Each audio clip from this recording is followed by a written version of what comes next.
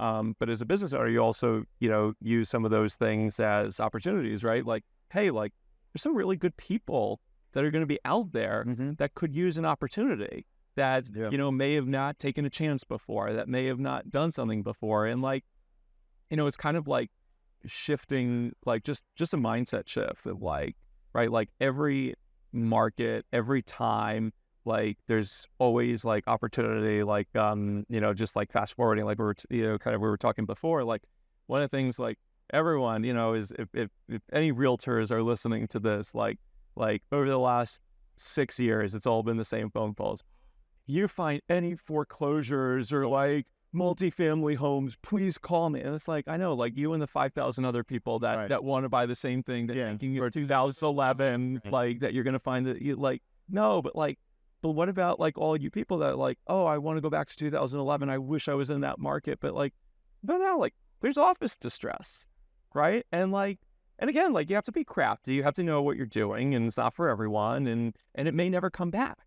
But that was also the mindset too in 2010, like the real estate market is dead. It is never coming back. Yep. So like, it's so easy to think like, oh my gosh, those prices, if I can only, but like, it's the same thing now, right? In office. It's like, and I don't know that we have the distress levels. I'm not such an office guy. I'm trying to get into it. Yeah, but no, but particularly in this type of office. Yeah. Yes, there is. In a world in what's becoming more and more an online world. Correct. There is some, office distress more in certain areas than others. Correct. But yeah, we all have the kind of the blinders on, or the short-sightedness, and even we have, when I have a client, they'll say, well, I don't want to pay, the deal will fall apart over $5,000 or $10,000, right? And I'll say, I'll share a story. I said, my parents bought, some houses, 25 years ago for $30,000. Yeah. And now they're worth $350,000. I said, would it have made a difference if they paid 10% more or 50% more? Yeah. They wouldn't have wanted to. And everyone would have said, no, don't pay $10,000 more than it's worth. Or I said, but in the grand scheme of things, you sell the house now, would it matter? Totally. And I think that we have to remind our clients and sometimes remind ourselves too, to think longer term, especially when we're our own client. And I know that, and I don't know if you've experienced that, but when I'm the buyer, I'm unreasonable, and when I'm the seller, of course, I'm unreasonable too. Or it's like, damn it, I'm the worst client. Yeah. I don't know if you have.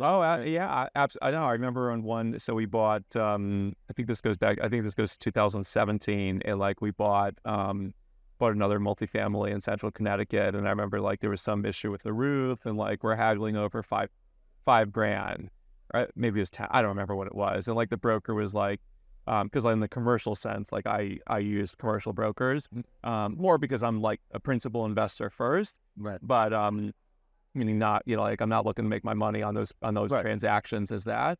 And he's like, oh, I'll chip in half, and I'm like, no way, like you deserve to get paid. Like I'm like not, taking that away. But like, yeah, like we bought, like it was, again, at the time it was like, I think we bought it for $410,000, sold it somewhere in COVID, I think in 21 for like six and a quarter, six and change, whatever. But that 5,000 didn't hurt. 5,000. It would have hurt more if you'd have got to keep the 5,000, but not bought the property. Exactly. You'd still have the 5,000. So how to find it? Right. And that, what? It's funny.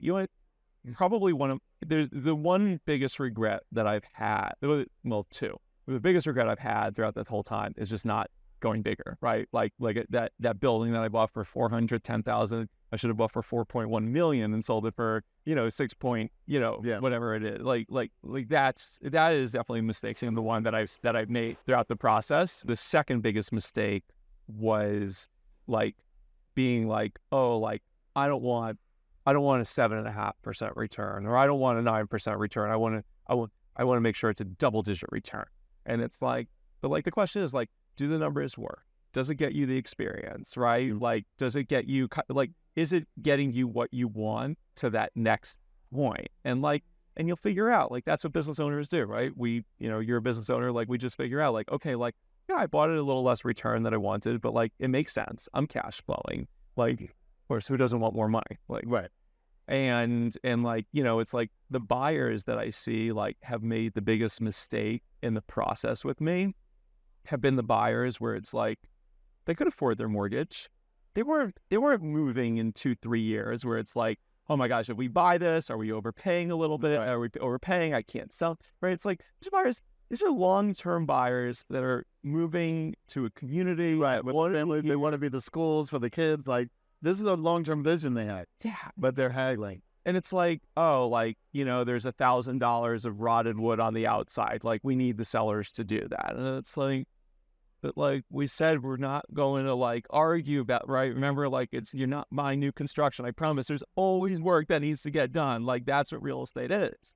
So that's like the biggest regret that I had, like, just those small, like, you're not thinking like big picture when of course it made sense. Like, of course, if the numbers don't make sense, or again, you never want to be a buyer and not be able to afford payments. Right. Or again, if you're going to move, like, those are times where I think it's a little different and you may want to find better buys. Like we say sometimes, like, if you're getting on an ROI on an ad, if one is giving you 2-to-1, one's giving you 4-to-1, and one's giving you 7-to-1, which one do you keep? All of them. Yeah. Right. Exactly. Right. Exactly. But we want to say, no, I don't want to. I want to cancel the 2-to-1 and the 4-to-1, and I want to try to do the 7-to-1, make that the control, and then I want to try to find the 12 to 15-to-1. Right. And a lot of times that doesn't work. We have to take our wins when we get our wins. Yeah. Because as we know, with real estate transactions, especially, each one is unique. Each one is unique, and sometimes that 30 days, especially the market we've seen over the past couple of years, the seller goes back to the board and sells it. I mean, that happened. I mean, I had a property I sold. We were under contract. Deal fell apart on the day of settlement because they wanted something fixed. Like, we're way outside of contingencies, but they just decided they wanted something fixed or wanted a $5,000 credit. And I was unreasonable, and I'm always like, no, we're not doing it. And I'd rather sell it, and we end up selling for $20,000 more to the next buyer because the market was moving in that way. But I'm sure you have story after story like that. But what do you like to do outside of real estate? So outside of real estate, I mean, usually this time of year, I'd be skiing. I love to ski. I tore my Achilles last summer, so that's a long recovery. They say 6 to 12 months. Like, I'm 7 months in and I'm not recovered. So I love to ski. Are you doing the rehab? Doing the rehab. Okay. It'll come back. I went skiing I guess last year, and I had a ACL reconstruction, and just for my own personal mental safety, I guess, I wore my DonJoy brace under my jumpsuit, and so I felt fully comfortable, so I'm sure, so there is light at the other. Yes, totally. Totally. And every day is better. But so I love to ski. I try to stay active. With family a lot, which is great. What about kids? Yeah, so wife and 3 kids. 3. Okay, how old?